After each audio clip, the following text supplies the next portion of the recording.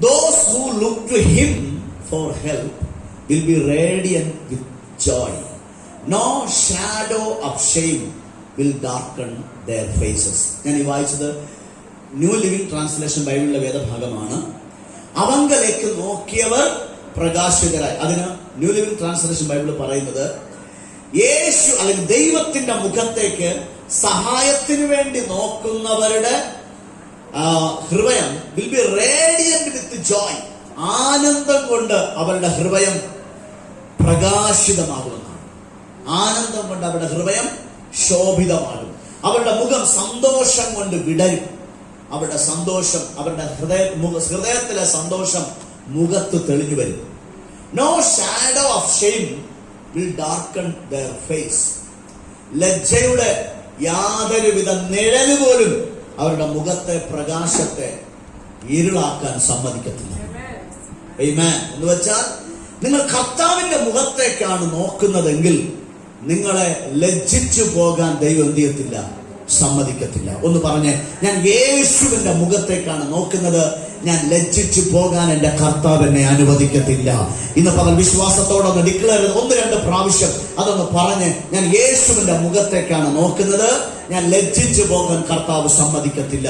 നിന്റെ സഹോദരന്മാര്, നിങ്ങളുടെ ബന്ധുക്കള്, നിങ്ങളുടെ സുഹൃത്തുക്കള്, നിങ്ങളുടെ നാട്ടുകാരും വീട്ടുകാരും ഒക്കെ നീ ലജ്ജിതനായി നിൽക്കുന്നത്, നീ മുഖം കുനിച്ച് നിൽക്കുന്നത്, നീ തലതാഴ്ത്തി നിൽക്കുന്നത്, വിഷയങ്ങളുടെ മുമ്പിൽ നീ ഭാരപ്പെട്ട് നിൽക്കുന്നത് കാണാൻ കൊതിക്കുമ്പോൾ നീ കർത്താവ് യേശുവിന്റെ മുഖത്തേക്കാണ് നോക്കുന്നതെങ്കിൽ വചനം പറയുന്നു, ലജ്ജിച്ചു പോകാൻ സംഗതിയില്ല. You will never experience the shame.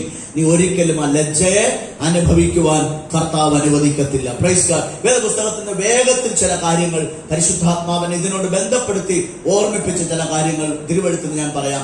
മർക്കോസിന്റെ സുവിശേഷം 5-ാം അധ്യായം 25 മുതൽ 34 വരെയുള്ള വേദഭാഗങ്ങൾ വായിക്കുമ്പോൾ യേശു ക്രിസ്തു ഒരു യായിറോസ് എന്ന് പറയുന്ന ഒരു പള്ളിപ്രമാണിയുടെ വീട്ടിലേക്ക് ആ കുഞ്ഞിന്റെ രോഗാവസ്ഥയിൽ അവരെ കുഞ്ഞിനെ സൗഖ്യമാക്കേണ്ടതിന് യേശുവിനെ പള്ളിപ്രമാണിയും നാട്ടുകാരും വീട്ടുകാരും ശിഷ്യന്മാരും എല്ലാവരും കൂടെ ആ പള്ളിപ്രമാണിയുടെ വീട്ടിലേക്ക് അവര് ഒരു വലിയ കൂട്ടമായി നടന്നു പോയിക്കൊണ്ടിരിക്കുകയാണ്. മർക്കോസ് സുവിശേഷം 5-ാം അധ്യായത്തിൽ ഈ യാത്രക്കിടയില് ഒരു സഹോദരിയുടെ ചരിത്രം അവിടെ പറയുന്നുണ്ട്. 25 മുതലുള്ള വാക്യങ്ങളിൽ എന്താണ് ആ ചരിത്രം എന്ന് അറിയാമോ? അക്കൂട്ടത്തിൽ 12 വർഷമായി രക്തസ്രാവം എന്ന പ്രശ്നം, ഒരു രോഗം, ഗുരുതരമായ ഒരു വിഷയം ഉണ്ടായിരുന്ന ഒരു സ്ത്രീ ഉണ്ടായിരുന്നു. Blood issue.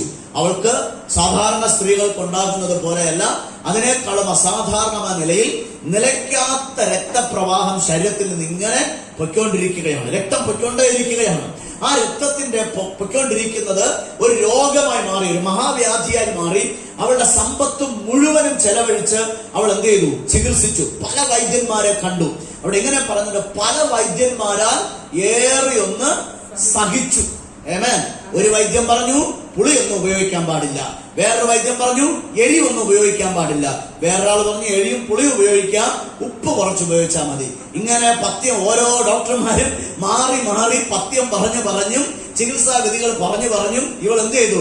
ഏറിയൊന്ന് സഹിച്ചു. അതെ, രോഗത്തിന്റെ ചികിത്സ എന്ന് പറയുന്നത് ഒരു സഹിക്കാൻ പറ്റാത്ത കാര്യമാണ്. നിവൃത്തിയില്ലായ്മ കൊണ്ടാണ് നമ്മൾ എന്ത് ചെയ്യുന്നത്? ആ ട്രീറ്റ്മെന്റിന്റെ കാഠിന്യം സഹിക്കുന്നത്. സന്തോഷത്തോടെ ആരെങ്കിലും പാരസെറ്റമോൾ കഴിക്കൂ?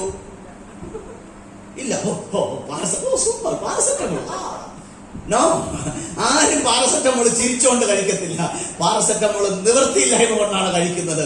ആ തലവേദന ഒന്ന് മാറിക്കിട്ടാൻ, ആ പനിയൊന്ന് മാറിക്കിട്ടാൻ. എല്ലാ ചികിത്സകളും നിവൃത്തിയില്ലായ്മ കൊണ്ടാണ് നടക്കുന്നത്. ആമേൻ. അത് സഹിക്കുകയാണ് നമ്മൾ. നിവൃത്തിയില്ല. നമ്മുടെ സമ്പത്ത് പോകുന്നു, നമ്മുടെ ആരോഗ്യം പോകുന്നു, നമ്മുടെ സമയം പോകുന്നു. നമുക്കറിയാം, ഈ പാരസെറ്റമോൾ കഴിച്ചാൽ കുറെ ആകുമ്പോ നമ്മുടെ കിഡ്നി അത് തകർക്കും, പിന്നെ ലിവറിനെ തകർക്കും, പിന്നെ കരളിനെ തകർക്കും. ശരീരത്തിലെ ഓരോ ആന്തരിക അവയവങ്ങളെ പാരസെറ്റമോൾ എന്ത് ചെയ്യും? തകർക്കും. നമുക്ക് അറിയാം. പക്ഷെ എങ്കിലും നിവൃത്തിയില്ല, നമ്മൾ എന്ത് ചെയ്യുക? സഹിക്കുകയാണ്. സോ രോഗത്തിന്റെ ചികിത്സ എന്ന് പറയുന്നത് ഒരു സഹനമാണ്. ഈ 12 വർഷമായി സഹോദരി എന്ത് ചെയ്യുന്നു?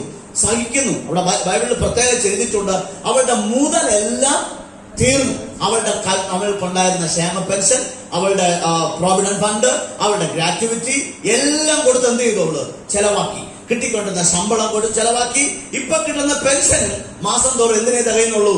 ഗുളിക വാങ്ങാനേ തികയുന്നുള്ളൂ. പക്ഷെ എന്നിട്ടും സൗഖ്യം എന്ത് ചെയ്യുന്നില്ല, വരുന്നില്ല. പെൻഷൻ കൊണ്ട് ഗുളിക വാങ്ങി തീരുകയാണ്. വേറെ ഒന്നും ചെയ്യാൻ പറ്റുന്നില്ല. ജീവിതത്തിൽ ഒരു സമൃദ്ധി വെളിപ്പെടുന്നില്ല, ഒരു സന്തോഷം വെളിപ്പെടുന്നില്ല. രോഗം നിന്റെ ജീവിതത്തിന്റെ സന്തോഷത്തെ കെടുത്തി കളയുന്ന ഒന്നാണ്. രോഗം നിങ്ങളുടെ ജീവിതത്തിന്റെ പ്രതീക്ഷയെ നഷ്ടപ്പെടുത്തുന്ന ഒന്നാണ്. എന്തിന് ജീവിക്കുന്നു എന്ന് ഓരോ ദിവസവും തോന്നിപ്പിക്കുന്ന ഒരു സംവിധാനമാണ് ഈ രോഗം എന്ന് പറയുന്നത്. ആമേൻ, ഹല്ലേലൂയ. അപ്പൊ ഈ രോഗാവസ്ഥയിലൂടെയാണ് 12 വർഷമായി ഈ സഹോദരി കടന്നു പോകുന്നത്. ഒരു ദിവസം ഈ സഹോദരി ഒരു വാർത്ത കേട്ടു. യേശു എന്ന് പേരുള്ള ഒരു പ്രവാചകനുണ്ട്. അവൻ അനേക രോഗികൾ എന്ത് ചെയ്യുന്നു, അവൻ ആരെ തൊട്ടാലും അവർക്ക് സൗഖ്യം ലഭിക്കുന്നുണ്ട്. വേറെ ചില സ്ഥലങ്ങളിൽ ആരൊക്കെയോ അവന്റെ വസ്ത്രത്തിന്റെ തൊങ്ങൽ തൊട്ടപ്പോൾ അവർക്ക് എന്ത് കിട്ടി, സൗഖ്യം ലഭിച്ചു എന്നുള്ള വാർത്ത ഈ സഹോദരി കേട്ടു. അപ്പൊ ഇവളൊരു തീരുമാനം എടുത്തു. യേശു എങ്ങാനും നമ്മുടെ പട്ടണത്തിൽ വരികയാണെങ്കിൽ എന്ത് ത്യാഗം സഹിച്ചിട്ടായാലും ശരി, അവന്റെ വസ്ത്രത്തിന്റെ തൊങ്ങലിലെങ്കിലും തൊട്ടാൽ എനിക്ക് സൗഖ്യം ലഭിക്കും. അങ്ങനെ പുരുഷാരത്തിന്റെ ഇടയിൽ കൂടെ ചെന്നാൽ 25 മുതൽ 34 വരെയുള്ള വേദഭാഗങ്ങൾ നിങ്ങൾ വീട്ടിൽ പോയി നന്നായിട്ട് വായിക്കണം. ആ ഭാഗത്ത് അവൾ പുരുഷാരത്തിന്റെ ഇടയിൽ കൂടെ ചെന്ന് യേശുവിന്റെ വസ്ത്രത്തിന്റെ തൊങ്ങലിൽ തൊട്ടു. അപ്പോ ബൈബിൾ എഴുതിയിരിക്കുന്നത് എങ്ങനെയാണ്, ഉടനെ യേശുവിങ്കൽ നിന്ന് ശക്തി പുറപ്പെട്ടു. ആമേൻ, ഹല്ലേലൂയ. വിശ്വാസത്തോടെ കർത്താവിനെ തൊട്ടാൽ ശക്തി പുറപ്പെടാതിരിക്കത്തില്ല. ഓ, അതിന് ആ ഹല്ലേലൂയ പോരാ. എല്ലാരും ഒന്ന് വാ തുറന്ന് നന്നായിട്ടൊരു ഹല്ലേലൂയ പറഞ്ഞാട്ടെ. വിശ്വാസത്തോടെ നിങ്ങൾ യേശുവിനെ തൊട്ടാൽ സൗഖ്യം വെളിപ്പെടും. ഹല്ലേലൂയ. ആമേൻ. നമ്മൾ ഈ സഹോദരിയെ നോക്കുമ്പോൾ അവൾക്ക് സമ്പത്ത് നഷ്ടപ്പെട്ട്, ആരോഗ്യം നഷ്ടപ്പെട്ട്, ചില അഭിഷിക്തന്മാർ പറഞ്ഞതുപോലെ ഒരുപക്ഷെ അവളുടെ കുടുംബം നഷ്ടപ്പെട്ടിരിക്കാം, മക്കൾ അവഗണിച്ചിരിക്കാം, ഭർത്താവ് തള്ളിയിട്ടാണ്. എല്ലാ ദിവസവും ബ്ലീഡിംഗ് ഉള്ള ഒരു സ്ത്രീയുമായിട്ട് ഒരു പുരുഷന് എങ്ങനെ ജീവിക്കാൻ കഴിയുമെന്ന് നിങ്ങൾ ചിന്തിച്ചു നോക്കി. ഭാര്യമാരെന്ന നിലയിൽ അല്ലെങ്കിൽ സാമാന്യ ബുദ്ധിയിൽ തന്നെ നമുക്ക് ചിന്തിക്കാവുന്നേ ഉള്ളൂ. എല്ലാ ദിവസവും ശക്തമായ ബ്ലീഡിംഗ് ഒരു സ്ത്രീക്ക് അനുഭവിക്കുന്നെങ്കിൽ അവൾക്കൊരിക്കലും ഒരു നല്ല ദാമ്പത്യ ജീവിതം ഉണ്ടാകത്തില്ല. ഒരു ഭാര്യ ഭർത്തൃ ബന്ധത്തിൽ അവൾക്ക് തുടരാൻ കഴിയത്തില്ല. കുടുംബ ജീവിതത്തിൽ അവൾക്ക് തുടരാൻ കഴിയത്തില്ല. അപ്പൊ ഈ ഒരൊറ്റ ബ്ലഡ് ഇഷ്യൂ അവളുടെ ഫൈനാൻസിനെ തകർക്കുകയാണ്, അവളുടെ ഫാമിലിയെ തകർക്കുകയാണ്. അവളുടെ നല്ല ഫംഗ്ഷനുകളിൽ പോയി ഇരിക്കാൻ പറ്റത്തില്ല, നല്ല യാത്രകൾ ചെയ്യാൻ പറ്റത്തില്ല. ജീവിതത്തിന്റെ സകല മേഖലകളെയും ഈ ഒരൊറ്റ ബ്ലഡ് ഇഷ്യൂ എന്ത് ചെയ്യുകയാണ്, തകർത്തോണ്ടിരിക്കുകയാണ്. ആമേൻ, ഹല്ലേലൂയ. ആളുകളുടെ മുമ്പിൽ പോയി ധൈര്യമായിട്ട് നിൽക്കാൻ പറ്റത്തില്ല. ഒരു കല്യാണ വീട്ടിൽ പോയി ധൈര്യമായിട്ട് നിൽക്കാൻ പറ്റത്തില്ല. ഇവർ ഉടുത്തോണ്ട് പോകുന്ന വസ്ത്രം ധൈര്യത്തോടെ ഉടുത്തോണ്ട് പോകാൻ പറ്റത്തില്ല.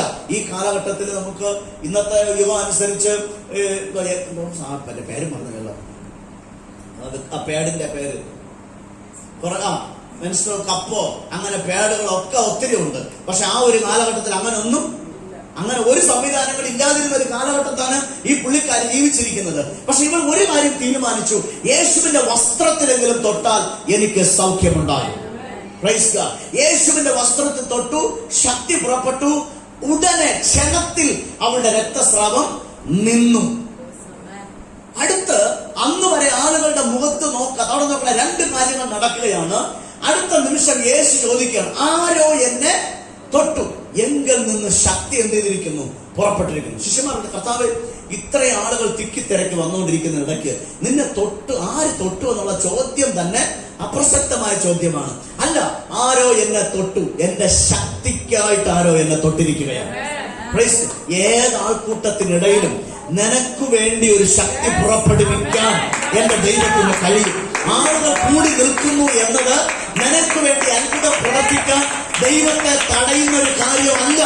നിനക്ക് വേണ്ടി ഒരു പർട്ടിക്കുലർ മിറക്കിൾ ഓപ്പൺ ചെയ്യാൻ, നിനക്ക് വേണ്ടി ഒരു പ്രത്യേക ഡോർ തുറക്കാൻ ആളുകൾ ആയിരക്കണക്കിന് കൂടി നിൽക്കുന്നു എന്നത് ദൈവത്തിന് ഒരു തടസ്സമല്ല. ആരൊക്കെയോ കർത്താവിന്റെ ദേഹത്ത് സ്പർശിക്കുന്നുണ്ട്, ആരൊക്കെയോ അവന്റെ ദേഹത്ത് ഉരുമിപ്പോകുന്നുണ്ട്, ആരൊക്കെ കൈകൊണ്ട് സ്പർശിക്കുന്നു, ആരൊക്കെയോ തോളുകൊണ്ട് സ്പർശിക്കുന്നു. പക്ഷെ അവർക്കാർക്കും വേണ്ടി പുറപ്പെടാത്തൊരു ശക്തി ആളുകൾക്കിടയിലൂടെ ഇഴഞ്ഞു വന്ന് വസ്ത്രത്തിൽ തൊട്ട ആ സഹോദരിക്ക് വേണ്ടി വസ്ത്രത്തിലൂടെ ശക്തി പുറപ്പെടുകയാണ്. Praise God. കാരണം കർത്താവിന്റെ ശക്തിയെ എങ്ങനെ പുറപ്പെടുവിക്കാൻ കഴിയുമോ ആ പോയിന്റിലാണ് ഈ സ്ത്രീ തൊട്ടത്. അപ്പൊ യേശു അവളെ വിളിക്കുന്നു, ആരോ എന്നെ തൊട്ടു. അപ്പോ സ്ത്രീക്ക് ഒരു കാര്യം മനസ്സിലായി, ഞാൻ മറഞ്ഞിരിക്കുന്നില്ല എന്ന് അവൾക്ക് മനസ്സിലായപ്പോൾ യേശുവിന്റെ മുമ്പിൽ അവൾ വന്നു. ആമേൻ. ഈ പ്രശ്നമുള്ളവർ ആ കാലഘട്ടത്തിൽ സാധാരണ ആളുകളുടെ മുമ്പിൽ എന്ത് ചെയ്യാൻ പറ്റത്തില്ല, വരാൻ പറ്റത്തില്ല. അവരെ തലമൂടി ലജ്ജിതരായിട്ട് മാറി നിൽക്കണം. അവന്റെ അർത്ഥം എന്നാ, രോഗസൗഖ്യം മാത്രമല്ല കർത്താവ് നൽകിയത്, സൗഖ്യം നൽകിയ അടുത്ത നിമിഷം അവരുടെ ലജ്ജയെ കർത്താവ് എടുത്തു മാറ്റി, അവരുടെ ഷെയ്മിനെ കർത്താവ് എടുത്തു മാറ്റി, അവരുടെ അപമാനത്തെ കർത്താവ് എടുത്തു മാറ്റി. അതേ പ്രിയമുള്ളവരെ, ഇന്ന് പകൽ കർത്താവ് നിങ്ങളെ സൗഖ്യമാക്കുമ്പോൾ സൗഖ്യം മാത്രമല്ല കർത്താവ് തരുന്നത്, നിങ്ങളുടെ ഷെയ്മിനെ കർത്താവ് എടുത്തു മാറ്റുകയാണ്, നിങ്ങളുടെ ലജ്ജയെ കർത്താവ് എടുത്തു മാറ്റുകയാണ്. ഇപ്പോൾ അവൻ യേശുവിന്റെ മുഖത്ത് നോക്കിയപ്പോൾ അവരുടെ ലജ്ജയെ കർത്താവ് എന്ത് ചെയ്തു? 12 വർഷത്തെ അപമാനത്തെ, 12 വർഷത്തെ ലജ്ജയെ കർത്താവ് സൗഖ്യമാക്കി. Hallelujah, praise God. ദൈവത്തെ നന്ദിയോടെ സ്തുതിച്ചാട്ടെ. ഹല്ലേലൂയ. കർത്താവിങ്കലേക്ക് തിരിയുമ്പോഴാണ് കണ്ണുകൾ പ്രകാശിക്കുക. 2 കൊരിന്ത്യർ ലേഖനം 3-ാം അധ്യായം അതിന്റെ 16-ാം വാക്യത്തിൽ ഒരു വാക്യം ഇങ്ങനെയുണ്ട്: കർത്താവിലേക്ക് തിരിയുമ്പോൾ മൂടുപടം നീങ്ങിപ്പോകും. മൂടുപടം എന്തിനെ കാണിക്കുന്നു? മൂടുപടം 2 കാര്യങ്ങളെ കാണിക്കുന്നു. 1, മൂടുപടം ഭയത്തെ കാണിക്കുന്നു. 2, മൂടുപടം ലജ്ജയെ കാണിക്കുന്നു. ആമേൻ. കർത്താവിലേക്ക് തിരിയുമ്പോൾ നിന്റെ ഭയവും മാറും, നിന്റെ ലജ്ജയും മാറും. അവിടെ 2 കൊരിന്ത്യൻസ് 3-ാം അധ്യായത്തിൽ 2 ശുശ്രൂഷകളെ കുറിച്ചാണ് പറയുന്നത്. ഒന്ന് മോശയുടെ ശുശ്രൂഷയും, ഒന്ന് കൃപയുടെ ശുശ്രൂഷയും. ഒന്ന് മോശയുടെ പ്രമാണവും, ഒന്ന് കൃപയുടെ പ്രമാണവും. മോശയുടെ പുസ്തകം വായിക്കുമ്പോഴൊക്കെയും അവരെന്ത് ചെയ്യുന്നു? ഹൃദയത്തിൽ മൂടുപടം ഇട്ടുകൊണ്ടാണ് വായിക്കുന്നത്. കണ്ണ് തുറന്ന് വായിക്കാൻ കഴിയത്തില്ല. കാരണം യേശു ക്രിസ്തുവിന്റെ മുഖത്തുള്ള ദൈവ തേജസ്സിന്റെ പ്രകാശനം ശോഭിക്കാതിരിക്കാൻ ഈ ലോകത്തിന്റെ ദൈവം അവിശ്വാസികളുടെ കണ്ണ് കുരുടാക്കി കളഞ്ഞു. അപ്പൊ കുരുടായ കണ്ണിന് എന്ത് ചെയ്യാൻ പറ്റത്തില്ല? ദൈവത്തിന്റെ തേജസ്സിനെ കാണാൻ പറ്റത്തില്ല. ദൈവ തേജസ് നിങ്ങൾ കാണാൻ എന്ന് കഴിയുമോ അന്ന് മുതൽ നിങ്ങളുടെ ലജ്ജ എന്നേക്കുമായി നീങ്ങിപ്പോവുകയാണ്. തേജസ് കാണാൻ പറ്റാത്തത് കൊണ്ട് ഇവർ ലജ്ജിച്ച് തലതാഴ്ത്തി ഇരിക്കേണ്ടി വന്നത്. യേശുവിന്റെ വസ്ത്രത്തിന്റെ തൊങ്ങലിൽ തൊട്ടപ്പോൾ അവൾ തൊട്ടത് ദൈവത്തിന്റെ തേജസ്സിനെയാണ്. ഹല്ലേലൂയ. യെശയ്യാ പ്രവാചകന്റെ പുസ്തകം 6-ാം അധ്യായം അതിന്റെ 3-ാം വാക്യത്തിൽ പറയുന്നു, അവന്റെ വസ്ത്രത്തിന്റെ വിളിമ്പുകൾ മന്ദിരത്തെ നിറച്ചിരുന്നു, ആലയം പുക കൊണ്ട് മൂടിയിരുന്നു. നോക്കണേ, ദൈവത്തിന്റെ സിംഹാസനത്തിൽ ഇരിക്കുന്ന, ഉയർന്നും പൊങ്ങിയുമുള്ള സിംഹാസനത്തിൽ ഇരിക്കുന്ന യഹോവയായ ദൈവത്തിന്റെ വസ്ത്രത്തിന്റെ വിളിമ്പുകളിൽ എന്ത് നിറഞ്ഞു നിൽക്കുക? ദൈവത്തിന്റെ തേജസ് നിറഞ്ഞു നിൽക്കുകയാണ്. ആമേൻ. ആ ദൈവത്തിന്റെ തേജസ് അവിടെ നിറഞ്ഞു നിൽക്കുകയാണ്. ആ അതേ തേജസ് എവിടെ ഉണ്ടായിരുന്നത്? യേശുവിന്റെ വസ്ത്രത്തിന്റെ തൊങ്ങലിൽ. ദൈവം ജഡത്തിൽ വെളിപ്പെട്ട യേശുവാണ് ഇപ്പൊ നടന്നു പോയിക്കൊണ്ടിരിക്കുന്നത്. അപ്പൊ 2 വിഷയങ്ങളുണ്ട്. ആ ദൈവത്തിന്റെ വസ്ത്രത്തിന്റെ തൊങ്ങലിൽ സാറാബുകൾ അവിടെ നിന്ന് ആരാധിക്കുമ്പോൾ, ആലയത്തിൽ തേജസ് നിറഞ്ഞിരിക്കുമ്പോൾ അവരുടെ മുഖത്തേക്ക്, ദൈവത്തിന്റെ മുഖത്തേക്ക് ആർക്ക് നോക്കാൻ പറ്റുന്നില്ല? സാറാബുകൾക്ക് നോക്കാൻ കഴിയുന്നില്ല. അവർ 2 കൊണ്ട് മുഖം മൂടി, 2 കൊണ്ട് കാൽ മൂടി, 2 കൊണ്ട് പറന്നുകൊണ്ടാണ് തമ്മിൽ സൈന്യങ്ങളുടെ ദൈവമായ യഹോവ പരിശുദ്ധൻ പരിശുദ്ധൻ പരിശുദ്ധൻ എന്ന് പറഞ്ഞ് ആരാധിച്ചത്. ദൈവമുഖത്തേക്ക് നോക്കാൻ പറ്റുന്നില്ല. അപ്പൊ അതൊരു ഭയമാണ്. സാറാബുകൾ ദൈവമുഖത്തേക്ക് നോക്കാത്തത് ബഹുമാനം കൊണ്ടും ഭയം കൊണ്ടുമാണ്. ഈ സ്ത്രീ ഒരു പുരുഷന്റെ മുഖത്ത് നോക്കാൻ കഴിയാതെ 12 വർഷം അവൾ ത്യാഗം അനുഭവിച്ചത് അവളുടെ ലജ്ജ നിമിത്തമായിരുന്നു. എന്നാൽ എപ്പോൾ ദൈവ തേജസ്സുമായിട്ട് ഒരു എൻകൗണ്ടർ ഉണ്ടായോ, കർത്താവിന്റെ തേജസ്സിനെ അവൾ സ്പർശിച്ചോ, അവളുടെ ലജ്ജ മാറുകയാണ്, അവളുടെ രോഗം മാറുകയാണ്. യേശു എന്ന ദൈവപുത്രന്റെ മുഖത്ത് നോക്കി സംസാരിക്കത്തക്ക വിധത്തിൽ ഒരു ധൈര്യം അവളുടെ ലൈഫിനകത്തേക്ക് കർത്താവ് നൽകുകയാണ്. Praise God. ആമേൻ. ഹല്ലേലൂയ. പ്രിയമുള്ളവരെ, ദൈവത്തെ നിങ്ങൾ സ്പർശിച്ചാൽ നിങ്ങൾക്ക് അസാധാരണ ഒരു ധൈര്യം ഉണ്ടാകും. Encounter will give you courage. നിങ്ങൾക്കൊരു ധൈര്യം, ദൈവമായിട്ടുള്ള എൻകൗണ്ടർ നമുക്ക് ധൈര്യത്തെ നൽകും. Praise God. നമുക്കറിയാം, ഗിദയോൻ എന്ന മനുഷ്യൻ ഭയപ്പെട്ട് മുന്തിരിച്ചക്കിന്റെ പുറകിൽ വെച്ച് കോപം മെതിച്ചുകൊണ്ടിരിക്കുക. അങ്ങനെ ഇരിക്കുമ്പോഴാണ് അതിനടുത്ത് ഒരു ദൂതൻ പോയി നിന്നിട്ട് പറയുകയാണ്, പരാക്രമശാലിയെ, നിനക്ക് നീ പരാക്രമശാലിയാണെന്ന്, ഈ ഉള്ള ബലത്തോടെ പോകാം. അപ്പൊ പേടിത്തൊണ്ടനായ ഗിദയോൻ ഏഞ്ചലിക് വിസിറ്റേഷൻ ഉണ്ടായപ്പോൾ എത്രയോ ആയിരക്കണക്കിന് വരുന്ന മിദ്യാന്യ സൈന്യത്തെ പരാജയപ്പെടുത്തുന്ന ഒരു യങ് ലീഡറായിട്ട് മാറി. ദൈവിക സന്ദർശനം നിന്റെ ഭയത്തെ പുറത്താക്കും. ദൈവിക സന്ദർശനം നിന്റെ ലജ്ജയെ പുറത്താക്കും. ദൈവിക സന്ദർശനം നിന്റെ അപകർഷതാ ബോധത്തെ പുറത്താക്കും. അയ്യോ ഞാൻ സംസാരിച്ച ശരിയാവൂ, എനിക്കങ്ങനെ വാക്ക് വൈഭവം ഇല്ല, സംസാരിക്കാൻ അറിയത്തില്ല. നോ നോ നോ നോ, സംസാരിക്കാൻ അറിയാത്തോണ്ടല്ല, അഭിഷേകം നിന്റെ മേൽ വരാത്തത് കൊണ്ടാണ്. ഡിവൈൻ എൻകൗണ്ടർ നിനക്ക് ഉണ്ടാകാത്തത് കൊണ്ടാണ്. ദൈവിക സന്ദർശനം ഉണ്ടാകുമ്പോൾ ദൈവ തേജസ്സിനെ നീ സ്പർശിച്ചാൽ അടുത്ത നിമിഷം തൊട്ട് നീ ലജ്ജയില്ലാത്ത ഒരാളായി മാറും. ഈ പട്ടണത്തിൽ ലജ്ജയില്ലാത്ത ദൈവമക്കളെ ദൈവത്തിന് ആവശ്യമുണ്ട്. സുവിശേഷം പറയാൻ, യേശുവിന്റെ സ്നേഹം അനേകരോട് പങ്കുവെക്കാൻ, ലജ്ജയില്ലാതെ പങ്കുവെക്കാൻ കഴിയുന്ന ഒരു തലമുറയെ ദൈവം ഈ പട്ടണത്തിൽ അന്വേഷിക്കുകയാണ്. അത് വേണമെങ്കിൽ ആ തേജസ്സുമായിട്ടൊരു എൻകൗണ്ടർ നമുക്ക് വേണം. അവന്റെ വസ്ത്രത്തിന്റെ വിളിമ്പിലൊന്ന് തൊടാൻ കഴിയണം. അതാ 2 Corinthians 3:16 നമ്മൾ വായിച്ചത്. കർത്താവിലേക്ക് തിരിയുമ്പോൾ മൂടുപടം എന്ത് ചെയ്യുന്നു? നീങ്ങിപ്പോകുന്നു. പിന്നെ എഫെസ്യ ലേഖനം 1:18 വായിക്കുമ്പോൾ പൗലോസ് അവിടെ ഒരു മിസ്റ്ററി പറയുന്നുണ്ട്. അവൻ നിങ്ങളുടെ ഹൃദയ ദൃഷ്ടി പ്രകാശിച്ചിട്ട്. അപ്പൊ ദൈവത്തെ അവിടെ പറയുന്നത് നിങ്ങളുടെ ഹൃദയ ദൃഷ്ടി പ്രകാശിച്ചിട്ട് ദൈവത്തിന്റെ ഹിതം ഇന്നതെന്നും വിശുദ്ധന്മാർ അവന്റെ അവകാശത്തിന്റെ മഹിമാധനം ഇന്നതെന്നും നിങ്ങൾ അറിയേണ്ടതിന് ഞാൻ പ്രാർത്ഥിക്കുന്നു. അപ്പോ വിശുദ്ധന്മാരിൽ ദൈവം കൊടുത്തിരിക്കുന്ന അവകാശത്തിന്റെ മഹിമാധനം എന്തെന്ന് അറിയണമെങ്കിൽ എന്ത് പ്രകാശിക്കണം? കണ്ണു പ്രകാശിക്കണം. ഏത് കണ്ണ് പ്രകാശിക്കണം? ഹൃദയത്തിന്റെ ദൃഷ്ടി പ്രകാശിക്കണം. അകത്തെ കണ്ണ് പ്രകാശിക്കണം.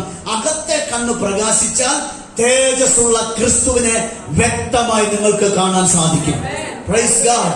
അവൻ 2 Corinthians 4 പറയുന്നു, യേശു ക്രിസ്തുവിന്റെ മുഖത്തുള്ള ദൈവ തേജസ്സിന്റെ പരിജ്ഞാനം വിളങ്ങിക്കേണ്ടവന്.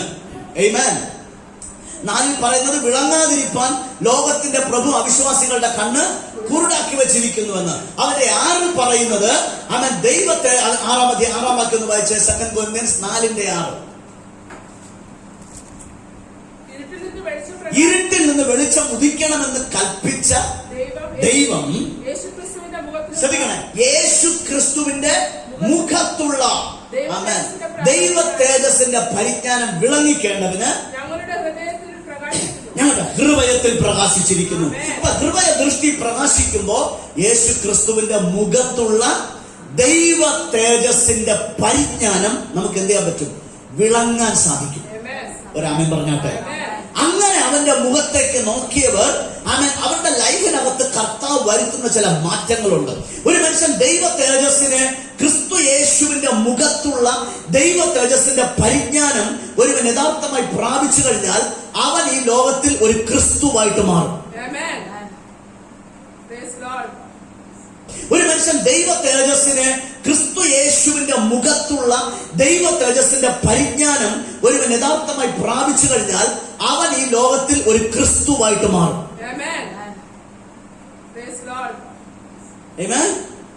ക്രിസ്തു യേശുവിന്റെ മുഖത്തുള്ള ദൈവ തേജസ്സിന്റെ പരിജ്ഞാനം ഒരു മനുഷ്യൻ പ്രാപിക്കുമ്പോൾ Christ will reflect in his personal life. അവന്റെ വ്യക്തിപരമായ ജീവിതത്തിനകത്ത് ക്രിസ്തു പ്രകാശിക്കാൻ തുടങ്ങും. ഹല്ലേലൂയ. ആമേൻ. യേശു പറഞ്ഞു, ഞാൻ ലോകത്തിന്റെ വെളിച്ചമാകുന്നു. യേശു തന്നെ കുറിച്ച് തന്നെ പറഞ്ഞു, ഞാൻ യേശു ക്രിസ്തുവിന്റെ അയാം എന്നുള്ള ഡിക്ലറേഷനുകളിലെ ശക്തമായ അനേക ഡിക്ലറേഷൻ ഉണ്ട്. അതിലെ ഒരു പ്രധാനപ്പെട്ട declaration, I am the light of the world, I am the life, truth and way, I am the way and truth and life. ഞാൻ വഴിയും സത്യവും ജീവനുമാകുന്നു. I am the good shepherd, ഞാൻ നല്ല ഇടയനാകുന്നു. ഇത് യേശു ക്രിസ്തുവിന്റെ ഞാനാകുന്നു എന്നുള്ള ആ ഡിക്ലറേഷനാണ്. അപ്പൊ അതിലെ ഒരു പ്രധാനപ്പെട്ട declaration, I am the light of the world, ഞാൻ ലോകത്തിന്റെ വെളിച്ചമാകുന്നു. എപ്പോൾ അവങ്കലേക്ക് നോക്കിയവർ പ്രകാശിതരായി. ലോകത്തിന്റെ വെളിച്ചമായ യേശുവിന്റെ മുഖത്തേക്ക് ഒരുവൻ ശ്രദ്ധിച്ചു നോക്കുമ്പോൾ ആ പ്രകാശം അവന്റെ മുഖത്തിൽ നിന്ന് എന്റെ മുഖത്തേക്ക് പ്രതിഫലിക്കുവാൻ തുടങ്ങും. Hallelujah. He is a mirror. യേശു ക്രിസ്തുവിന്റെ മുഖം ഒരു മിററാണ്. മിറർ എന്ന് പറഞ്ഞാൽ അറിയാമല്ലോ, കണ്ണാടി. നമ്മൾ മുഖം നോക്കുന്ന ദർപ്പണം, നല്ല മലയാളത്തിൽ പറഞ്ഞു, മുഖം നോക്കുന്ന കണ്ണാടിയാണ് ക്രൈസ്റ്റ്. നമ്മൾ പലപ്പോഴും വചനത്തെ കണ്ണാടി എന്ന് പറയാറുണ്ട്. തെറ്റില്ല. ഏത് വചനമാ കണ്ണാടി? ക്രിസ്തുവിനെ കുറിച്ചുള്ള വചനമാണ് കണ്ണാടി. അല്ല ദാവീദിനെ കുറിച്ച് പറയുന്ന വചനമല്ല കണ്ണാടി. നമ്മൾ പലപ്പോഴും ദാവീദിന്റെ കാര്യങ്ങളും ചരിത്രവും ജോസഫിന്റെ ചരിത്രവും വായിച്ചിട്ട് അത് കണ്ണാടിയാകാൻ ശ്രമിച്ചുകൊണ്ടിരിക്കുക. അല്ല, the word of Christ is the mirror. ക്രിസ്തുവിനെ സംബന്ധിച്ചുള്ള വചനങ്ങളാണ് കണ്ണാടി. ആ ആ കണ്ണാടിയിലേക്ക് നോക്കുമ്പോൾ നിനക്ക് ക്രിസ്തുവിനെ കാണാൻ പറ്റും. ഹല്ലേലൂയ. ക്രൈസ്റ്റ് എന്ന ദർപ്പണത്തിലേക്ക്, ക്രൈസ്റ്റ് എന്ന മിററിലേക്ക് നീ ഫോക്കസ് ചെയ്യുമ്പോൾ അതിനകത്ത് നീ ക്രൈസ്റ്റിനെ കാണും. അതോടൊപ്പം തന്നെ ആ ക്രൈസ്റ്റിനെ നീ ആയിട്ട് കാണാൻ കഴിയും. Mirror is Christ is the mirror. ക്രിസ്തു എന്ന് പറയുന്ന ഒരു കണ്ണാടിയാണ്. ആ കണ്ണാടിയിലേക്ക് നിങ്ങൾക്ക് ഒരു വാക്യം ഞാൻ പറഞ്ഞുതരാം. 2 കൊരിന്ത്യർ 3:18 ഒന്ന് വായിച്ചേ. 2 കൊരിന്ത്യൻസ് 3:18. എന്നാൽ മൂടുപടം നീങ്ങിയ മുഖത്ത്, എന്നാൽ മൂടുപടം നീങ്ങിയ മുഖത്ത്, ഇപ്പൊ എന്തില്ല മുഖത്ത്? മൂടുപടം ഇല്ല. കാരണം എന്താ? കർത്താവിലേക്ക് തിരിഞ്ഞു. കർത്താവിലേക്ക് തിരിഞ്ഞപ്പോ മൂടുപടം എന്ത് ചെയ്തു? നീങ്ങിപ്പോയി. അങ്ങനെ മൂടുപടം ഇല്ലാത്ത മുഖത്ത് കർത്താവിന്റെ തേജസ്സിനെ, ആരാണ് ഈ കർത്താവ്? യേശു ക്രിസ്തു. യേശു ക്രിസ്തുവിന്റെ മുഖത്താണ് എന്തിരിക്കുന്നത്? ദൈവത്തിന്റെ തേജസ് ഇരിക്കുന്നത്. ആമേൻ. അപ്പൊ നിങ്ങൾ ഇല്ല പാസ്റ്റർ, ഞാൻ നേരിട്ട് ദൈവത്തിൽ നിന്ന് പ്രാപിച്ചോളാം. ദൈവത്തെ ആരും ഒരു നാളും കണ്ടിട്ടില്ല, ആർക്കും കാണാൻ കഴിയത്തില്ല. ആമേൻ. ദൈവത്തെ കുറിച്ച് പൗലോസ് പറയുന്നത് ആർക്കും അടുത്തുകൂടാത്ത വെളിച്ചത്തിൽ വസിക്കുന്നവൻ, ആരും കണ്ടിട്ടില്ലാത്തവൻ, ആർക്കും കാണാൻ കഴിയാത്തവൻ. Praise God. അപ്പൊ പിന്നെ എന്താ യേശു ക്രിസ്തു? യോഹന്നാന്റെ സുവിശേഷം പറയുന്നു, അവൻ ദൈവത്തെ ആരും ഒരു നാളും കണ്ടിട്ടില്ല. യോഹന്നാൻ 1:18 ദൈവത്തെ ആരും ഒരു നാളും കണ്ടിട്ടില്ല. പിതാവിന്റെ മടിയിൽ ഇരിക്കുന്ന ഏകജാതനായ പുത്രൻ അവനെ വെളിപ്പെടുത്തിയിരിക്കുന്നു. കാണിച്ചു കൊടുത്തെന്നല്ല പറഞ്ഞ്, വെളിപ്പെടുത്തിയിരിക്കുന്നു. അപ്പൊ ഏകജാതനായ പുത്രനായ ക്രിസ്തുവിലൂടെയാണ് ദൈവത്തെയും ദൈവ തേജസ്സിനെയും നമുക്ക് എന്ത് ചെയ്യുന്നത്? വെളിപ്പെടുത്താൻ കഴിയുന്നത്, നമുക്ക് കാണാൻ കഴിയുന്നത്. So when you look unto the face of Jesus Christ, യേശു ക്രിസ്തുവിന്റെ മുഖത്തേക്ക് നീ സൂക്ഷ്മമായി ശ്രദ്ധിച്ചു നോക്കുമ്പോൾ, എങ്ങനെ നോക്കണം? ശ്രദ്ധിച്ചു നോക്കണം. രാമൻ പറഞ്ഞേ, ചേർന്ന് പറഞ്ഞേ, ശ്രദ്ധിച്ചു നോക്കണം. ബൈബിൾ പൗലോസ് അപ്പോസ്തലൻ അത് ആവർത്തിച്ച് പറഞ്ഞു. എബ്രായർ 3:1 എന്താ പറഞ്ഞത്? അതുകൊണ്ട് വിശുദ്ധ സഹോദരന്മാരെ, സ്വർഗീയ വിളിക്ക് ഓഹരിക്കാരായുള്ളവരെ നാം സ്വീകരിച്ച് പറയുന്ന അപ്പോസ്തലനും മഹാപുരോഹിതനുമായ യേശുവിനെ ശ്രദ്ധിച്ചു നോക്കണം. എന്തുകൊണ്ട് യേശുവിനെ ശ്രദ്ധിച്ചു നോക്കണം? യേശുവിനെ ശ്രദ്ധിച്ചു നോക്കുമ്പോഴാണ് പിതാവിന്റെ തേജസ്സിനെ യേശുവിന്റെ മുഖത്ത് നമുക്ക് കാണാൻ കഴിയും. അങ്ങനെ 2 കൊരിന്ത്യൻസ് 3:18 മടങ്ങി വരണം. അങ്ങനെ കർത്താവിന്റെ തേജസ്സിനെ കണ്ണാടി പോലെ പ്രതിബിംബിക്കുന്നവരായി, എന്ന് വെച്ചാൽ നമ്മളിങ്ങനെ രാവിലെ മുടി കെട്ടാൻ വേണ്ടി കണ്ണാടിയിലെ ഫ്രണ്ടിൽ പോയി നിൽക്കുമ്പോ അതിലൊരു പ്രതിബിംബമുണ്ട്, അല്ലേ? നമ്മുടെ രൂപം, പ്രതിരൂപം ആ കണ്ണാടി നമ്മൾ എന്ത് ചെയ്യുകയാണ്? കാണുകയാണ്. അത് നോക്കിയാണ് നമ്മുടെ മുഖം നമ്മൾ എന്ത് ചെയ്യുന്നത്? മിനുക്കുന്നത്, മുടി കെട്ടുന്നത്, മേക്ക് ഓവർ ചെയ്യുന്നത്. അത് നോക്കിയിട്ടാണ്. ഹല്ലേലൂയ. സോ കണ്ണാടി, ദൈവത്തിന്റെ തേജസ്സിനെ കണ്ണാടി പോലെ പ്രതിബിംബിക്കുന്നവരായി. അടുത്ത വാക്യം, നാം എല്ലാവരും ആത്മാവാകുന്ന കർത്താവിന്റെ ദാനമായി തേജസ്സിന്മേൽ. അപ്പൊ നോക്കണേ, 2 കാര്യങ്ങൾ അവിടെ പ്രവർത്തിയുണ്ട്. ഒന്ന്, യേശുവിനെ മാത്രം നിങ്ങൾ നോക്കണം. അവന്റെ മുഖത്തേക്ക് മാത്രമേ നിങ്ങൾ എന്ത് ചെയ്യാവൂ? നോക്കാവൂ. അവന്റെ മുഖത്തേക്ക് നോക്കുമ്പോഴാണ് നിങ്ങൾ പ്രകാശിതനാകുന്നത്, റേഡിയന്റ് ആകുന്നത്, ഗ്ലോറിഫൈഡ് ആകുന്നത് യേശു ക്രിസ്തുവിന്റെ മുഖത്തേക്ക് മാത്രം നോക്കുമ്പോഴാണ്. ന്യായപ്രമാണത്തിലെയോ പഴയ നിയമത്തിലെയോ ബൈബിളിലെയോ മറ്റ് ഏതൊരു കഥാപാത്രത്തെ നോക്കി ജീവിച്ചാലും ആ തേജസ്സിന്റെ പ്രകാശനം നമുക്ക് വിളങ്ങുവാൻ സാധ്യമല്ല. ഒരേ ഒരു വ്യക്തി, യേശു ക്രിസ്തു മാത്രം. അവങ്കിലേക്ക് മാത്രം നോക്കുക, നിങ്ങൾ പ്രകാശിതരാകും. ഹല്ലേലൂയ. അപ്പൊ യേശു ക്രിസ്തുവിന്റെ മുഖത്തുള്ള ദൈവ തേജസ് അത് നമ്മുടെ മേൽ പ്രതിഫലിച്ചിട്ട് നമ്മുടെ മേൽ റിഫ്ലക്റ്റ് ആയിട്ട്, റിഫ്ലക്റ്റ് ആകുന്ന പറഞ്ഞാൽ നമ്മൾ കണ്ണാടി ഇങ്ങോട്ട് വെച്ച്, നമ്മൾ പണ്ട് ഞങ്ങൾ കുഞ്ഞുനാൾ ചെയ്യുന്ന ഒരു കാര്യമാണ്, ഉടഞ്ഞു പോയ കണ്ണാടി ചില്ലെടുത്ത് അങ്ങനെ റോഡ് സൈഡിൽ ഒളിച്ചിരിക്കും മരത്തിന്റെ ചുവട്ടില്. എന്നിട്ട് റോഡേ പോകുന്നവരുടെ ആളുകളുടെ കണ്ണിലേക്ക് ഈ സൂര്യന്റെ പ്രകാശം ഇങ്ങനെ അവർക്ക് എവിടെ നിന്നാണ് ഈ വെട്ടം വരുന്നത് അവർക്ക് അറിയത്തില്ല. കാരണം റിഫ്ലക്റ്റ് ആകുക, വെട്ടം റിഫ്ലക്റ്റ് ആകുക, പ്രകാശം പ്രതിഫലിക്കുക. അതുപോലെ യേശു ക്രിസ്തുവിന്റെ മുഖത്തേക്ക് നീ സൂക്ഷ്മമായി ശ്രദ്ധിച്ച് നോക്കുമ്പോൾ അതിന് ആ മുഖത്ത് നിന്ന് ഒരു തേജസ് ഇങ്ങോട്ട് റിഫ്ലക്റ്റ് ആവുക. അപ്പൊ യേശു ക്രിസ്തുവിന്റെ മുഖത്ത് നിന്ന് ഒരു തേജസ്സിന്റെ റിഫ്ലക്ഷൻ നമ്മുടെ ജീവിതത്തിലേക്ക് എന്ത് ചെയ്യുന്നു? വരും, നമ്മുടെ മുഖത്തേക്ക് വരുന്നു. അങ്ങനെ ആ തേജസ്സിനെ റിഫ്ലക്ഷൻ പ്രാപിച്ച് പ്രാപിച്ച് പ്രാപിച്ച് ഒരു ദിവസം അതേ പ്രതിമയായിട്ട് ഞാൻ രൂപാന്തരപ്പെടുമെന്ന വചനം പറയുന്നു. ഹല്ലേലൂയ. ഒരു ദിവസം ഞാൻ എന്ത് ചെയ്യും? അതേ പ്രതിമയായി രൂപാന്തരപ്പെടും. എന്ന് വെച്ചാൽ കണ്ണാടിയിൽ കാണുന്ന ക്രിസ്തുവിന്റെ രൂപം എന്താണോ അതേ രൂപമായി ഞാൻ മാറും. അതേ മനോഭാവം എനിക്കുണ്ടാകും. അതേ ആറ്റിറ്റ്യൂഡിൽ ഞാൻ വളരാൻ തുടങ്ങും. അതേ അധികാരത്തിൽ ഞാൻ വളരാൻ തുടങ്ങും. അങ്ങനെ ഞാനും ക്രിസ്തുവിനെ പോലെ ഒരു ദൈവപുത്രനായി വെളിപ്പെടാൻ തുടങ്ങും. ദൈവപുത്രനായി തേജസ്സിൽ വെളിപ്പെടാൻ തുടങ്ങും. ആ തേജസ്സിനെ കുറിച്ചാണ് കൊലോസ്യലേഖനത്തിൽ പറഞ്ഞിരിക്കുന്നത്, നമ്മിൽ വെളിപ്പെടുവാനുള്ള തേജസ്. Praise God. റോമലേഖനം 8:18-19-20 വാക്യങ്ങൾ വായിക്കുമ്പോൾ നമ്മിൽ വെളിപ്പെടുവാനുള്ള തേജസ് വിചാരിച്ചാൽ ഈ കാലത്തിലെ കഷ്ടങ്ങൾ സാരമില്ല. ഏത് കഷ്ടങ്ങളിലൂടെയും ഏത് വെല്ലുവിളിയിലൂടെയും നിങ്ങൾ പോകുന്നുണ്ടെങ്കിലും നിങ്ങളുടെ നോട്ടം ക്രിസ്തുവിന്റെ മുഖത്ത് നിന്ന് മാറ്റരുത്. കാരണം അവങ്കലേക്ക് നോക്കിയവരാണ് പ്രകാശിതരായത്. എബ്രായർ 3:1 വായിക്കുന്നു, അവൻ യേശുവിനെ ശ്രദ്ധിച്ചു നോക്കുക. എബ്രായർ 12:2 എന്താ വായിക്കുന്ന അറിയാമോ? വിശ്വാസത്തിന്റെ നായകനും പൂർത്തി വരുത്തുന്നവനുമായ യേശുവിനെ നോക്കുക. Praise God. അപ്പൊ അങ്ങനെ യേശുവിനെ നോക്കി, യേശുവിനെ ശ്രദ്ധിച്ചു നോക്കി നിങ്ങൾ അവന്റെ മുഖത്തുനിന്ന് തേജസ്സിനെ സ്വീകരിക്കത്തക്ക വിധത്തിൽ അവന്റെ മുഖത്തേക്ക് നിങ്ങൾ ദർശിക്കുമ്പോൾ, വീക്ഷിക്കുമ്പോൾ സംഭവിക്കുന്ന ഒരു കാര്യം എന്താണെന്നറിയാമോ? പിന്നെ നിങ്ങൾക്ക് ധൈര്യമായിട്ട് ഒരാളോട് പറയാൻ പറ്റും, ഞങ്ങളെ നോക്കുന്നു.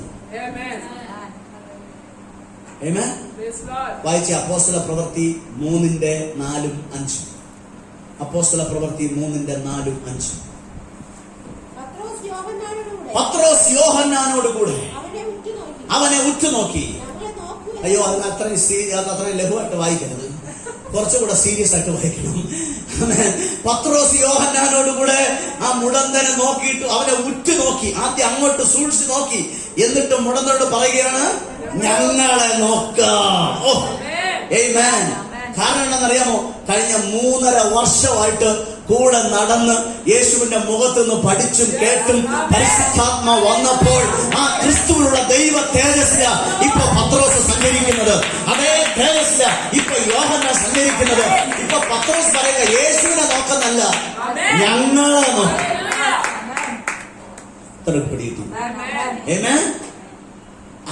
ആ ലെവൽ ഓഫ് ഗ്രോത്തിലേക്ക് ആര് വന്നു? പത്രോസ് വന്നു. പക്ഷെ പൗലോസ് കുറെ കൂടെ കടന്നു.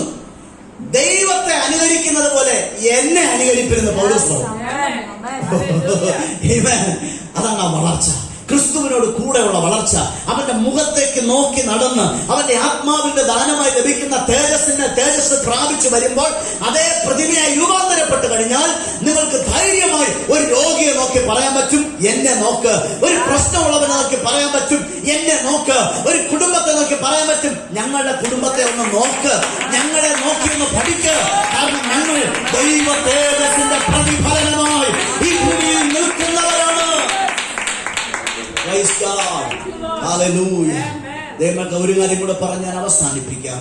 റോമാലേഖനം 8-ാം അധ്യായം അതിന്റെ 19-ാം വാക്യം ഒന്ന് വായിക്കാമോ? റോമർ 8:19. Praise be to God. Thank you, Holy Spirit. നമ്മിൽ വെളിപ്പെടുവാനുള്ള തേജസ് വിചാരിച്ചാൽ അതിന് താഴോട്ട് സൃഷ്ടി ദൈവപുത്രന്മാരുടെ വെളിപ്പാടിനെ ആകാംക്ഷയോടെ കാത്തിരിക്കുന്നു. ആമേൻ. ആരെ കാണാൻ? യേശുവിനെ കാണാനല്ല, ദൈവപുത്രന്മാരുടെ വെളിപ്പാട്. നല്ല രാമൻ പറഞ്ഞ എന്നെ നിങ്ങളെ കാണാൻ സൃഷ്ടി ആകാംക്ഷയോടെ കാത്തിരിക്കുകയാണ്. എന്നെ നിങ്ങളെ കാണാൻ പട്ടണം ആകാംക്ഷയോടെ കാത്തിരിക്കുകയാണ്. സകല സൃഷ്ടികളും ദൈവപുത്രന്മാരുടെ പ്രത്യക്ഷത എപ്പോൾ ഉണ്ടാകുമെന്ന് കാണാൻ ആകാംക്ഷയോടെ കാത്തിരിക്കുകയാണ്. So what should we do? Just look into the face of Jesus Christ. യേശു ക്രിസ്തുവിന്റെ മുഖത്തേക്ക് നോക്കുക, അവനോട് ചേർന്ന് നടക്കുക. ആ മുഖത്ത് നിന്ന് കണ്ണെടുക്കരുത്. എത്രത്തോളം നിങ്ങൾക്ക് അവന്റെ മുഖത്ത് നോക്കാൻ കഴിയുമോ അത്രത്തോളം അവന്റെ മുഖത്തേക്ക് നോക്കുക. ആ മുഖത്തു നിന്ന് ഒരു തേജസ് നമ്മുടെ ലൈഫിലേക്ക് റിഫ്ലക്ട് ആകും. Praise God. ആമേൻ. നമ്മൾ ഈ ഇവിടെ എന്റെ 2 ലൈറ്റുകളാണ് എന്നെ നോക്കിക്കൊണ്ടിരിക്കുന്നത്. ഈ ലൈറ്റിലേക്ക് നോക്കിയാൽ പിന്നെ എനിക്ക് നിങ്ങളെ ഒന്നും കാണാൻ നിവൃത്തില്ല. കാരണം ആ ലൈറ്റിന്റെ വേറൊരു പിക്ചറാണ് എല്ലായിടത്തും എനിക്ക് കാണാൻ പറ്റും. നിങ്ങളൊന്ന് പരീക്ഷിച്ച് നോക്കണം. ഈ ലൈറ്റിലേക്ക് നോക്കിയിട്ട് വേറെ എവിടെ നോക്കിയാലും ആ ലൈറ്റ് ഇരിക്കുന്നത് പോലെ തോന്നും. നമ്മുടെ ആ കണ്ണിന്റെ ഒരു പ്രത്യേകതയാണ്. എനിക്കിപ്പോ നിങ്ങളൊന്നും കാണാൻ പറ്റില്ല, മൊത്തം ആ ലൈറ്റ് കൊണ്ട് നിറഞ്ഞിരിക്കുക എന്റെ ഫ്രണ്ട് മൊത്തം. കാരണം ആ ലൈറ്റിലേക്ക്, അത്ര വലിയൊരു ലൈറ്റിലേക്ക് നോക്കുമ്പോൾ നിന്റെ സ്വാഭാവിക കാഴ്ചയെ പോലും, ഓ ഞാൻ ഈ കണ്ണടയ്ക്കുമ്പോഴും ഞാൻ കാണുന്നത് മൊത്തം ലൈറ്റ് അവിടെ ആയിട്ട് ഇങ്ങനെ കെട്ടിയിരിക്കുന്നത്. നിങ്ങളൊന്ന് പരീക്ഷിച്ച് നോക്കണം കേട്ടോ. അപ്പൊ യേശുക്രിസ്തുവിന്റെ മുഖത്ത് അങ്ങനെ ഒന്ന് നോക്കിയാൽ, ആ തേജസ്സിലേക്ക് അങ്ങനെ ഒന്ന് നോക്കിയാൽ, നിങ്ങൾ എവിടെ നോക്കിയാലും ദൈവത്തിന്റെ തേജസ്സിനെ കാണാൻ പറ്റും. ഭയങ്കര സീക്രട്ട് ഞാൻ തുറക്കാം. Amen. Are you ready to receive it? അത് താങ്ങാനുള്ള കരുത്തുണ്ടാവുന്നുണ്ടോ? Praise God. ഞാൻ ഈ ലൈറ്റിലേക്ക് നോക്കിയിട്ട് കണ്ണടച്ചപ്പോൾ, നിങ്ങളിലേക്ക് നോക്കിയപ്പോഴെല്ലാം നിങ്ങളുടെ ഓരോരുത്തരുടെ മുഖത്ത് ആ ലൈറ്റിന്റെ വേറെ റിഫ്ലക്ഷൻ എനിക്ക് കാണാൻ പറ്റി, ഒരു പ്രതിഫലനം എനിക്ക് കാണാൻ പറ്റി. ഞാൻ ക്രിസ്തുവിന്റെ മുഖത്തേക്ക് നോക്കിയിട്ട് വിനോദ് മാസ്റ്റർ മുഖത്തേക്ക് നോക്കുമ്പോ എനിക്ക് ക്രിസ്തുവിനെ കാണാൻ പറ്റും. മകനും എനിക്ക് ക്രിസ്തുവിനെ കാണാൻ പറ്റും. ഓരോരുത്തരും എനിക്ക് ക്രിസ്തുവിനെ കാണാൻ പറ്റും. ഓരോരുത്തരും എനിക്ക് ദൈവത്തിന്റെ തേജസ് കാണാൻ പറ്റും. അങ്ങനെ ഒരു കാഴ്ചയിലേക്ക് അവരുടെ മുഖം പ്രകാശിതരായി. അവർ ലജ്ജിച്ചു പോയില്ല. Praise God. Hallelujah. അങ്ങനെ ഒരു കാഴ്ച നമുക്ക് വേണം. നമ്മൾ യേശുവിനെ നോക്കാതെ സന്ധ്യയെ നോക്കിയാൽ സന്ധ്യയെ മാത്രമേ കാണുള്ളൂ. പക്ഷെ ക്രിസ്തുവിന്റെ തേജസ്സിനെ പ്രാപിച്ചിട്ട്, ആ തേജസ്സിലേക്കൊന്ന് സൂക്ഷ്മമായി ദർശിച്ചിട്ട് സന്ധ്യയിലേക്ക് നോക്കുമ്പോ ഞാൻ കണ്ണടച്ച കാണുന്നത് ഇവിടെ കണ്ട അതേ തേജസ് എനിക്ക് അവിടെ കാണാൻ പറ്റും. പിന്നെ അതുകൊണ്ടാണ് ദൈവപുത്രനായ യേശു വന്നപ്പോ കുഷ്ഠരോഗികളെയും വ്യഭിചാരികളെയും ടാക്സ് കളക്ടേഴ്സിനെയും മോഷിക്കുന്നവരെയും എല്ലാവരുടെയും കൂടെ ഇരുന്ന് യേശുവിനെ ഭക്ഷിക്കാൻ പറ്റും. ആരെയും കർത്താവ്, യഹൂദന്മാർ അങ്ങനല്ല. യഹൂദന്മാര് ജാതികളൊന്നും തൊടത്തില്ല, കുഷ്ഠരോഗികളെ പട്ടണത്തിനകത്ത് കയറ്റത്തില്ല, അടുത്ത് കൊണ്ടുവരത്തില്ല, വ്യഭിചാരികളെ ഒരു പ്രത്യേകിച്ച് മുദ്രവത്തിൽ മാറ്റി നിർത്തും. പക്ഷെ യേശുവിന് ആരെയും മാറ്റി നിർത്താൻ കഴിയില്ല. കാരണം he came as the radiant glory of the real God. ദൈവത്തിന്റെ പ്രതിഫലിക്കുന്ന തേജസ്സായിട്ട് യേശു ലോകത്തിൽ വന്നപ്പോ അവൻ എല്ലാവരിലും ആ തേജസ് കണ്ടു. ഹല്ലേലൂയ. Praise God. യോഹന്നാൻ അപ്പോസ്തലൻ പറയുന്നൊരു കാര്യമുണ്ട്. ഞങ്ങൾ അവനെ പിതാവിൽ നിന്ന് ഏകജാതനായവന്റെ തേജസ്സായി കണ്ടു. ഹല്ലേലൂയ. പിതാവിൽ നിന്ന് ഏകജാതനായവന്റെ ആരെ കണ്ടു? യേശുവിനെ ശിഷ്യന്മാർ നോക്കിയപ്പോൾ അത് എല്ലാ ശിഷ്യന്മാരും കണ്ടോ എന്ന് എനിക്ക് അറിയത്തില്ല. പക്ഷേ യോഹന്നാനും യാക്കോബും പത്രോസ് ഇതുപോലുള്ള ചില ശിഷ്യന്മാർ, യോഹന്നാനാണ് ഏറ്റവും അധികം റെവലേഷൻ കിട്ടിയത്. യോഹന്നാൻ പറഞ്ഞൊരു കാര്യമുണ്ട്. ഒന്ന് യോഹന്നാന്റെ ലേഖനം തുടങ്ങുമ്പോൾ 1-ാം അധ്യായം 1-ാം വാക്യത്തിൽ പറഞ്ഞത്, ആദി മുതലുള്ളതും ഞങ്ങൾ കണ്ടതും ഞങ്ങൾ കേട്ടതും ഞങ്ങളുടെ കൈ തൊട്ടതും ഞങ്ങൾ നോക്കിപ്പാർത്തതുമായ ജീവന്റെ വചനം സംബന്ധിച്ച്. Praise God.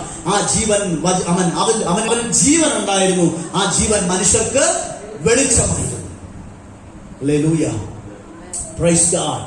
ഏകജാതനായവന്റെ തേജസ്സായി കണ്ടു. അതേ പ്രിയമുള്ളവരെ, ലോകത്തിലെമ്പാടും നിങ്ങൾക്ക് ക്രിസ്തുവിന്റെ തേജസ്സിനെ കണ്ട് ജനങ്ങളെ ശുശ്രൂഷിക്കാൻ പറ്റും.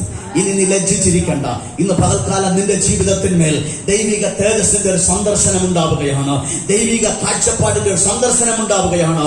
ഈ സന്ദർശനം നിന്റെ ലജ്ജയെ എന്നേക്കുമായി മാറ്റിക്കളയും. നിന്റെ ഭയത്തെ എന്നേക്കുമായി എടുത്തു മാറ്റും. നീ ഇനി ലജ്ജിച്ച് തല താഴ്ത്തി നിൽക്കേണ്ടവനല്ല. നീ ഇനി ലജ്ജിച്ച് തല താഴ്ത്തി നിൽക്കേണ്ടവളല്ല. കർത്താവിന്റെ പ്രകാശം, ദൈവത്തിന്റെ വെളിച്ചം നിന്റെ മേൽ ഉദിച്ചിരിക്കുകയാണ്. പ്രവചനിക്കുക, നിന്റെ മേൽ നിന്റെ പ്രകാശം വന്നിരിക്കുകയാണ്. അതേ പ്രിയമുള്ള സഹോദരിമാരെ, അതേ പ്രിയമുള്ള ആന്റിമാരെ, നിങ്ങളുടെ പ്രകാശം, ക്രിസ്തുവെന്ന വെളിച്ചമാകുന്ന പ്രകാശം, നിങ്ങളുടെ സൗഖ്യമാകുന്ന പ്രകാശം, നിങ്ങളുടെ വിടുതലാകുന്ന പ്രകാശം, നിങ്ങളുടെ അനുഗ്രഹമാകുന്ന പ്രകാശം, നിങ്ങളുടെ സമൃദ്ധിയാകുന്ന പ്രകാശം നിങ്ങളുടെ മേൽ വന്നിരിക്കുകയാണ്. നിങ്ങൾ മടിച്ചിരിക്കരുത്. വീട്ടിനകത്ത് ഒതുങ്ങിക്കൂടരുത്. എഴുന്നേറ്റ് പ്രകാശിക്കേണ്ട ദിവസങ്ങളാണ്. 2025 ഞാൻ എഴുന്നേറ്റ് പ്രകാശിക്കുമെന്ന് വിശ്വാസമുള്ള ദൈവമക്കൾ എത്ര പേരുണ്ട്? 2024 ഞാൻ അതിനുള്ള ഒരുക്കം നടത്തുകയാണ്. ഈ ഡിസംബർ മാസം എഴുന്നേറ്റ് പ്രകാശിക്കേണ്ട ഒരുക്കത്തിന്റെ മാസമാണ്. 2025 ജനുവരി 1 മുതൽ ഞാൻ എന്റെ കർത്താവിനായി എഴുന്നേറ്റ് പ്രകാശിക്കാൻ പോവുകയാണ്. അടുത്ത ആണ്ടുകൾ ദൈവത്തിന്റെ തേജസ്സുമായി അനേക രാജ്യങ്ങളിൽ, അനേക പട്ടണങ്ങളിൽ, അനേക ജാതികളുടെ മേൽ, അനേക കുടുംബങ്ങളുടെ മേൽ ഞാൻ കടന്നുപോകാൻ പോകുന്ന വർഷമാണെന്ന് വിശ്വസിക്കുന്ന ദൈവമക്കൾ ആത്മാവിൽ നിറഞ്ഞ ദൈവത്തിന് നന്ദി പറഞ്ഞാട്ടെ. നിന്റെ മൂടുപടത്തെ കർത്താവിന്ന് പകൽ വലിച്ചെറിയുകയാണ്. നിന്റെ തലയെ മൂടിക്കെട്ടിയിരുന്ന ആ മൂടുപടത്തെ ഇന്ന് പകൽ പരിശുദ്ധാത്മാവ് വലിച്ചു മാറ്റുന്നു. നിന്റെ മേൽ അവന്റെ പ്രകാശം ഉദിക്കും. സ്തുതിക്കുകയാണ്. നിന്റെ പേരവന്റെ തേജസ് സ്തുതിക്കുകയാണ്. നിന്റെ മേലവന്റെ പ്രകാശം വന്നിരിക്കുന്നു. ആ സ്ത്രീ പറഞ്ഞു, മനസ്സിലാക്കി, ഇനി ഞാൻ മറഞ്ഞിരിക്കത്തില്ല. അതെ, ദൈവ തേജസ് നിങ്ങളെ തൊട്ടോ മറഞ്ഞിരിക്കാൻ പറ്റത്തില്ല. പറ, ഇനി ഞാൻ മറഞ്ഞിരിക്കത്തില്ല, ഇനി ഞാൻ മറഞ്ഞിരിക്കത്തില്ല. Praise be to God. തലകളെ വണക്കാം.